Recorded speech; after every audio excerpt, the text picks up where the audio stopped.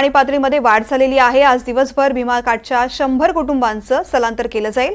तहसीलदार सचिन लगुंटे यांनी ही माहिती दिलेली आहे। स्थलांतरित कुटुंबाच्या भेटीचं सत्र सुरू आहे। पुढील 24 तासामध्ये 1,40,000 क्युसेक इतका पाणीसाठा पंढरपूरमध्ये येणार आहे। पंढरपूर शहरामध्ये दुपारनंतर भीमा नदीच्या पाण्याची पातळी वाढणार आहे। त्यामुळे 100 कुटुंबांचं स्थलांतर करण्याची तयारी प्रशासनानं केल्याची माहिती तहसीलदारांनी दिलेली आहे। उजनी आणि वीर धरणामधून सोडलेल्या पाण्यामुळे पंढरपुरात भीमा नदीमध्ये सध्या इशारा पातळी भीमा नदीनं ओलांडलेली आहे। सध्या भीमा नदी धोक्याच्या पातळीच्या दिशेने वाहतीये। आज दुपारनंतर पंढरपूरमध्ये 1,40,000 क्युसेक इतकं पाणी दाखल होईल। त्यामुळे आणखीन काही सखल भागामध्ये हे पाणी शिरणार आहे। त्यामुळे आजच 100 कुटुंबांचं स्थलांतर करण्याची तयारी प्रशासनानं केलेली आहे। यासाठी तहसीलदारांनी सचिन लगुंटे आणि लक्ष्मण पापरकर यांच्या माध्यमातून स्थलांतरित कुटुंबाच्या भेटी घेऊन त्यांना स्थलांतर करण्याचं काम सुरू करण्यात आलंय।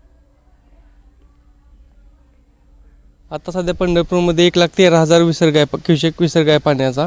पण पाठीमागून येणारा विसर्ग 1,44,000 आहे, जो आता संगमपशी आहे।